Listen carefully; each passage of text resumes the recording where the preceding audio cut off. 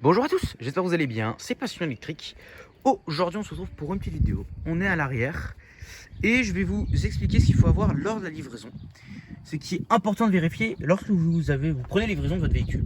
Donc voilà, ça va être assez rapide.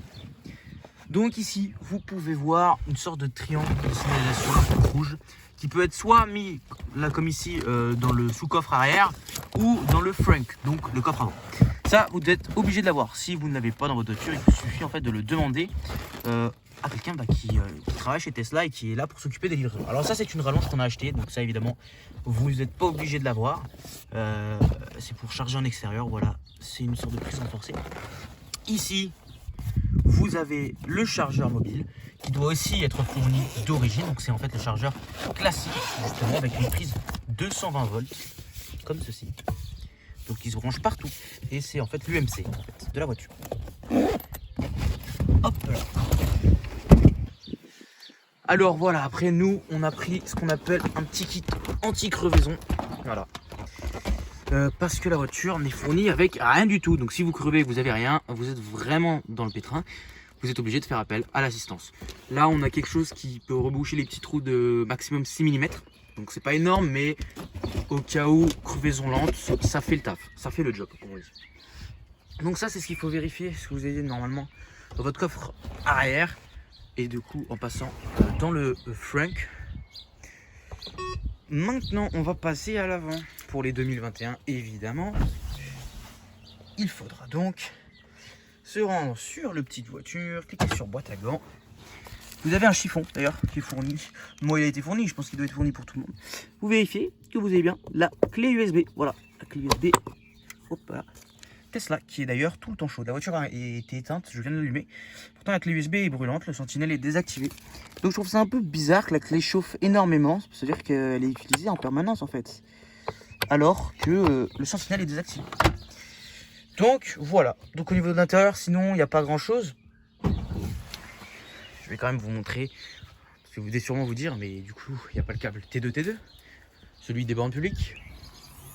Bien sûr que si. Alors en fait, il va être à l'arrière aussi pour vous, normalement. Tout va être dans le sous-coffre arrière. Nous, on l'a mis à l'avant parce que c'est bien plus pratique. Parce qu'en fait, à l'arrière, il y a trop de câbles. Du coup, voilà. Bon, après, c'est un choix. Ça veut dire que ça, c'est le paquet avec lequel il était emballé. Donc ça, il était fourni là-dedans.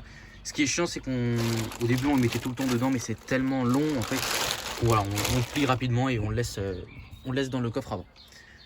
Le coffre avant qui se ferme d'une manière assez précise. Hop. Alors normalement c'est avec deux mains, je le fais avec une main parce que j'ai le téléphone dans l'autre main. Voilà. Puis voilà. Donc c'était un peu les trucs qu'il fallait vérifier lors de la livraison. Alors bon, comme vous avez vu, le kit anti-crevaison c'était en plus. Mais je vais vous montrer donc aussi quelque chose en plus vite fait que j'ai pris. Donc là, le kit anti-crevaison. Et ça, c'est des pads que vous devez caler en dessous. Donc c'est ça en fait que vous devez caler en dessous. Alors je vais essayer de vous le montrer, voir si on trouve. Voilà. Vous voyez le trou là. Et bien en fait ça, c'est censé justement se mettre dedans. Et il y en a aux quatre coins de la voiture. Et c'est ce qui permet de soulever la voiture sans avoir de problème de pliage de batterie, entre guillemets, de plier la batterie. Parce que en fait la Tesla Model 3, les Tesla et les voitures électriques je pense en général, ne sont pas faites pour être soulevées comme une voiture thermique classique. Donc voilà pourquoi il faut acheter ces pads qui ne sont pas fournis d'origine, malheureusement. C'était un peu le tour vite fait de ce qu'il faut avoir, ce qu'il faut vérifier avant de prendre livraison de votre Model 3. C'est une excellente voiture, rien à dire là-dessus.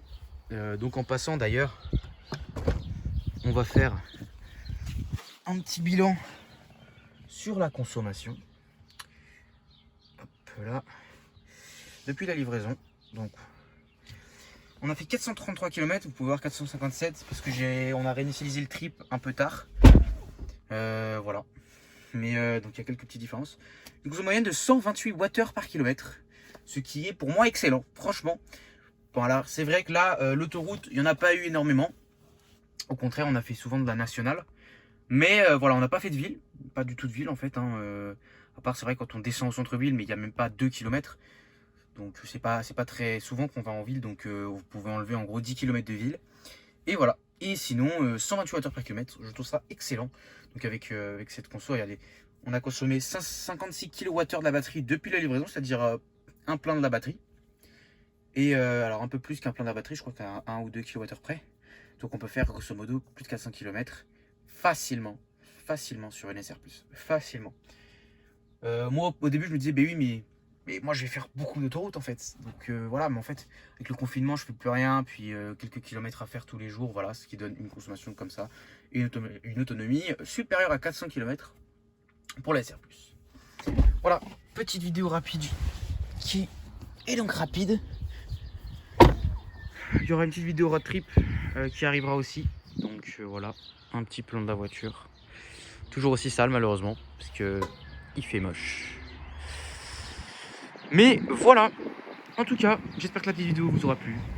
C'était Passion électrique, je vous souhaite à tous une très bonne fin de journée. Ciao tout le monde.